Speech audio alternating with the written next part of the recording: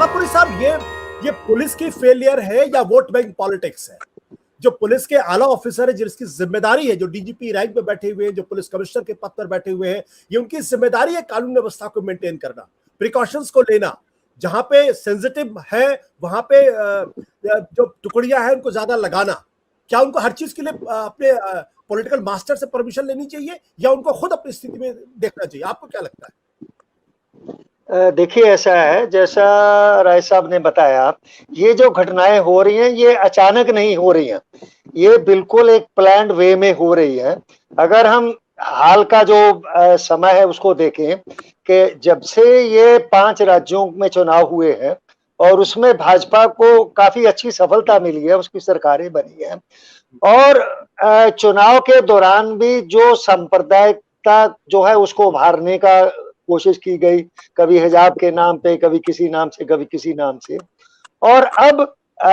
आगे फिर चुनाव आ रहे हैं, कुछ राज्यों में चुनाव फिर आ रहे हैं, तो इसलिए ये जो सांप्रदायिक टकराव है या जो हमले हैं, ये हमले हैं, ऐसा नहीं कि अचानक हो रहा है, ये हमले किए जा रहे हैं, ये एक पॉलिटिकल एजेंडे के अंतर्गत किए जा रहे हैं। इसमें जो आगे आने वाले चुनाव हैं वो खास तौर से मतलब वो नजर में रखे जा रहे हैं। और इसमें आप देखिए कि जो आप पुलिस के बारे में कह रहे थे, अब पुलिस, हम लोगों ने भी ये हमारे दौर में भी ये सब चीजें हुई है।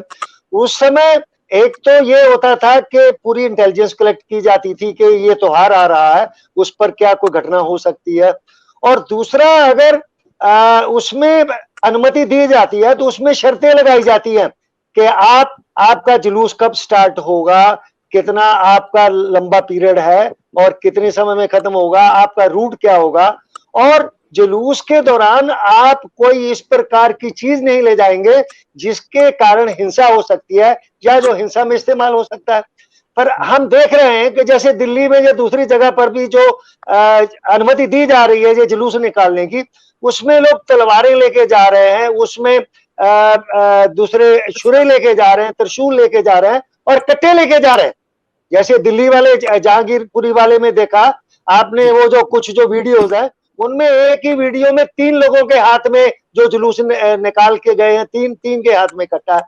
और वो सब एक फिक्स पैटर्न में, जब वो मुसलमान बस्ती में जाते हैं या मस्जिद के सामने जाते हैं, वहां पर जाकर जुलूस रुक जाता है, वहां पर जाकर नारे लगते हैं, आपत्तिजनक नारे लगते हैं और जानबूझ के वहां पर प्रवोक किया जाता है। जैसे जहांगीरपुरी में सामने आया है कि वहां पर तीसरी बार जब जुलूस गया है अनिश्चित रूप से, वो लोग मस्जिद के अंदर कूदते हैं और ऊपर चढ़ के झंडा लगाने की कोशिश करते हैं, फिर जब उनको लोग रोकते हैं, रोक के बाहर निकालते हैं, फिर वो पथराव करते हैं, वहां पर अंदर बोतलें फेंकी जाती हैं, उसके बाद फिर जो है इकट्ठे होके आते हैं। और एक बात यह भी है कि उस दौरान में पुलिस भी मौजूद है,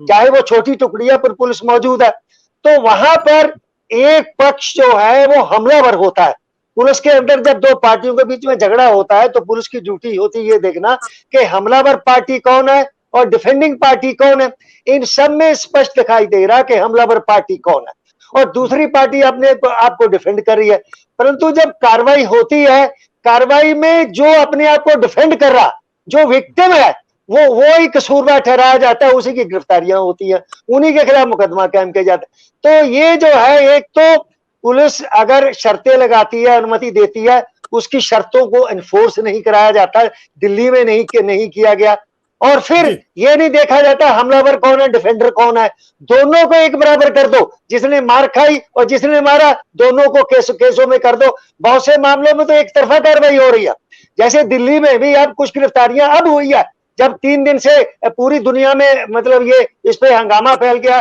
कि मुसलमान ही पिटे, मुसलमानों की मस्जिद पे हमला किया गया और गिरफ्तारियां मुसलमानों की हो रही, उनके खिलाफ ही केस दर्ज हो रहा। तो ये जो है ये बिल्कुल एक नियोजित ढंग से हो रहा, और ये बड़ा दुर्भाग्य है कि पुलिस इसमें जो सत्ताधारी पार्टी है उसके एजेंडे के साथ पुलिस पूरी तरह से सहमत है, और वो अपना जो संवैधानिक कर्तव्य है उसको करने में बिल्कुल जानबूझकर विफल रह रहे हैं। ये पूरे देश के लिए, हम सब के लिए एक बहुत बड़ी चिंता की बात है। बिल्कुल।